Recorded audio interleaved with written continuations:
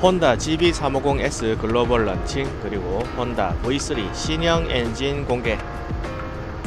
안녕하세요, 마린입니다. 오늘은 로얄엔필드의 인터셉터를 타고 진주로 향하고 있습니다.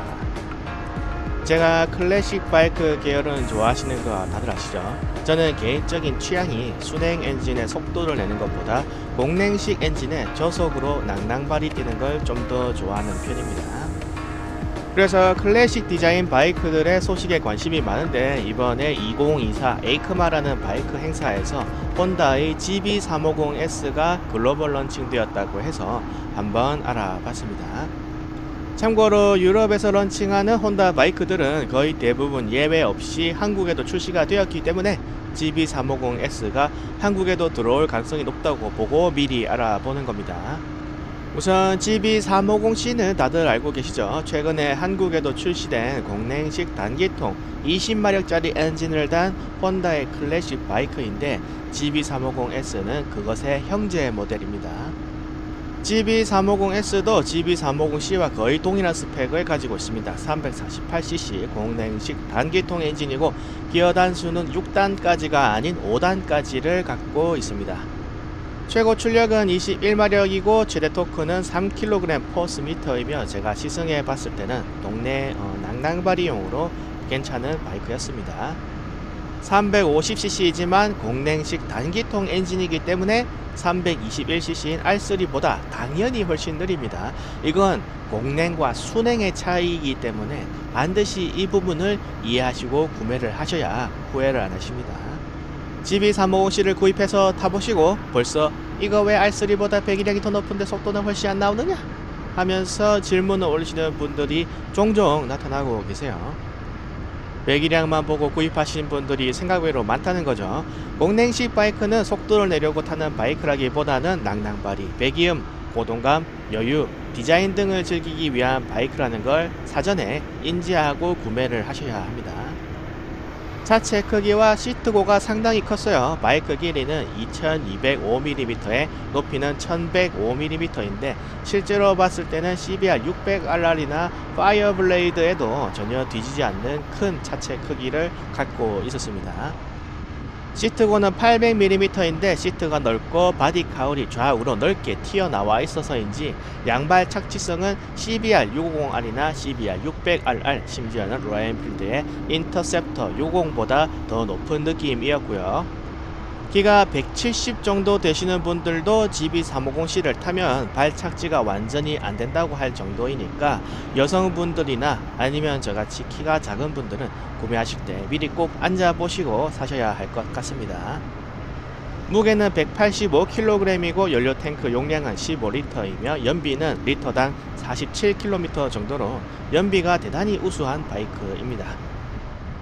그럼 GB350S는 뭐가 다른 것이냐 하면, GB350C가 클래식 바이크 디자인으로 제작이 되었다면 GB350S는 로얄엔필드의 헌터 350처럼 좀 젊고 스포티한 느낌의 디자인을 갖고 있습니다.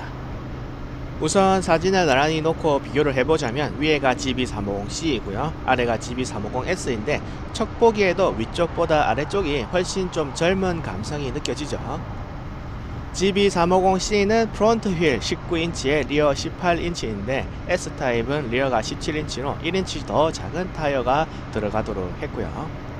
그리고 타이어 자체도 레디얼 타입의 타이어를 적용해서 코너를 돌 때 그립력이 더 좋게 고려를 해 두었습니다. 그리고 배기구 쪽을 보시면 마우라 디자인도 S타입의 경우 코너링을 할 때 뱅킹각을 좀 더 많이 줄 수 있도록 배기구가 하늘을 보게끔 디자인을 변경해 두었고요. 그리고 시트도 보시면 C 버전은 클래식한 브라운 컬러의 두꺼운 가죽 시트가 들어가 있는 반면 S타입은 얇고 검은 컬러의 좌우 스트라이프가 들어간 시트를 적용해 두었습니다. 바디 카울도 C타입은 다른 부위와 동일한 컬러를 도색하도록 디자인이 되었으나 S는 연료 탱크와 바디 카울이 다른 색이 도색되도록 디자인이 좀 되었고요. 에어 인테이커 커버도 형상 및 컬러가 바뀌었으며 풋스텝의 위치 역시 C타입은 완전히 미들 스텝인데 S타입은 약간 좀 더 뒤로 빠져서 백스텝에 가까운 형상으로 더 빠르게 달리는 느낌의 포지션으로 바꾸어 두었습니다. 그리고 시트 뒤쪽을 보시면 C타입은 핸들 그립바가 이렇게 쇠로 된 게 있어서 여기에 짐을 묻거나 텐덤자가 손으로 잡을 수 있도록 손잡이가 설치되어 있는데, S타입은 리어에 손잡이가 아예 사라지고 없고요. 가장 큰 변화는 휀다죠. 앞뒤 타이어의 휀다가 C타입은 커다란 클래식 타입의 철제 휀다가 들어가 있는 반면에 C타입은 짧은 숏 타입의 휀다가 들어가서 클래식한 느낌이 훨씬 덜한 편입니다. 그 외에도 헤드라이트 디자인이 변경되었고 핸들 포지션도 S타입이 좀 더 계기판 쪽으로 이동하면서 운전자의 몸에서 살짝 멀어져서 약간 더 사람이 이렇게 앞으로 숙이게 되는 포지션을 갖고 있습니다. 뭔진 모르겠지만 S가 좀 더 이쁜데? 라고 생각해 오신 분들도 계셨을 텐데, 이제는 뭐가 다른지 확실히 구분이 되시죠? 제가 있는 커뮤니티는 20대에서 40대의 젊은 분들이 많으신 편이라서 GB350S가 디자인이 더 낫다고 평가를 하시는 분들이 많으셨어요. 그래서 이번에 GB350S가 글로벌 런칭을 하자 한국에서도 1년 안에 출시를 하겠다면서 기뻐하시는 분들이 굉장히 많으셨습니다. GB350S의 장점은 디자인뿐만이 아닙니다. 가격도 GB350C보다 GB350S가 저렴합니다. 일본 엔화 기준으로 C 버전은 66만 8천엔이고 S 버전은 60만 5천엔입니다. 단순히 비교를 하자면 C 버전보다 S 버전이 약 60만원가량 더 저렴하다는 뜻이 되는 거죠.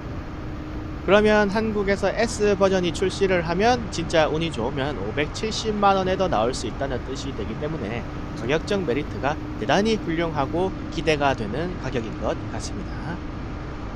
급한 게 아니라면 저 같으면 GB350S를 기다렸다가 살만하네요. 자, 다음은 혼다에서 이번에 새로 공개한 V3 엔진 소식입니다. 혼다는 이번에 전 세계 이륜차 업계 최초의 전동식 과급기를 적용한 신개념 V3 3기통 엔진을 선보였습니다. 이 엔진은 지난 5일 화요일 이탈리아 밀라노에서 열린 에이크마 2024에서 처음으로 공개가 되었습니다. 혼다가 개발한 신개념 V형 3기통 엔진은 새로 개발하고 있는 차기 대형 이륜차에 탑재할 목적으로 개발이 되었습니다. 이 엔진은 75도 뱅크각의 순행식 V형 3기통이라는 독특한 레이아웃에 더해 실린더 헤드에 탑재된 소형의 전동식 과급기가 특징입니다.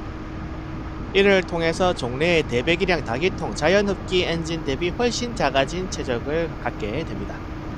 이 과급기는 엔진의 동력을 사용하지 않기 때문에 엔진의 회전수에 관계없이 임의로 과급량을 제어할 수 있습니다. 이를 통해서 저회전에서부터 높은 응답성과 큰 토크를 이끌어낼 수가 있어서 상당히 성능 면에서 유리합니다. 이뿐만 아니라 엔진의 동력을 활용하기 위한 제반 장치들은 물론이고 과급기를 냉각하기 위한 별도의 인터쿨러도 필요가 없게 되죠. 덕분에 신형 엔진은 종래의 과급 엔진에 비해서 전체적인 체적과 중량을 크게 감량할 수 있게 되었습니다. V3니만큼 3개의 실린더를 갖고 있는데 2개는 앞으로 기울어져 있고 세 번째 실린더는 뒤로 뻗어져서 이렇게 V를 그리고 있는 형상입니다. 이 디자인의 장점은 실린더 수가 2개에서 3개가 되면서 부드러움과 파워 잠재력이 더해졌고요.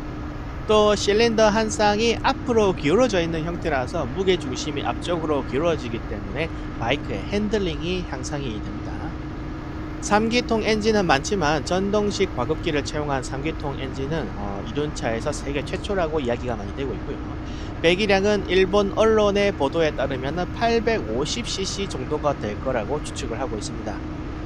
가와사키의 H2에도 원심 엔진 구동 과급기가 있지만 이는 엔진 속도와 연동이 되어 있는 반면 혼다의 V3는 독립적으로 과급기가 작동한다는 점에서 구조가 좀 다릅니다. 엔진 회전수에 구애받지 않고 컴프레서의 속도와 부스터를 구축해서 회전수가 높아졌을 때 과속화되는 위험 없이 많은 양의 저속 토크를 생성할 수가 있다고 하네요. 이런 엔진을 개발하는 걸 보면 혼다가 참 기술이 대단한 것 같기도 하고 또 유로5 플러스가 적용이 되는 등 내연 엔진의 역사가 끝나가려고 하는 시점에서도 신엔진을 개발하는 게 대단하다 싶은 생각도 듭니다. 자, 오늘 준비한 소식은 여기까지인데 사실은 제가 얼마 전 소개를 드렸었던 혼다의 CBR600RR의 뒷타이어 이탈 사건 관련 글이 올라와서 어떻게 해결되었는지도 여러분들께 소개를 좀 드리려고 했어요. 당시 글에는 혼다 측과 이야기가 잘 이루어져서 트라이엄프 때와 비슷한 형태로 보상이 이루어졌길래 과연 혼다구나 하고 소개를 좀 드리려고 했는데, 해당 글이 현재는 커뮤니티에서 삭제가 되고 없어져서 뭔가 있나 보다 싶어서 본 영상에서 소개를 드리려고 준비를 했다가 삭제를 했습니다. 그리고 요즘 CBR 600RR과 CBR 650R E클러치 버전이 속속 출고가 이루어지고 있습니다.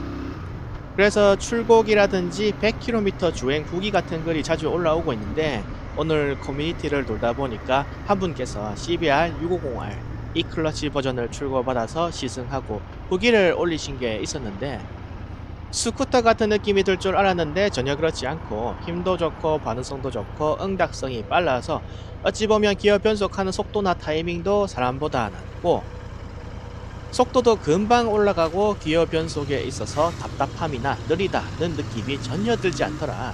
신세계더라 라고 적어 놓으셨더라고요.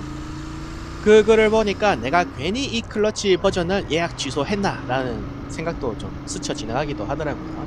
부러웠고, 그리고 이 클러치 버전을 탈 때 고RPM에서 절대 변속하지 말라고 들었다고도 하셨고, 또 5단 6단에서 정지를 했다가 그 단수에서 6단으로 출발하지 말라고 신신당부 하시더라는 말씀도 들었다고 하시더라고요. 아무래도 5단이나 6단에서 정지를 했다가 출발을 하면 기계적으로 무리가 가는 게 있기 때문에 그런 말씀을 하시는 것 같습니다.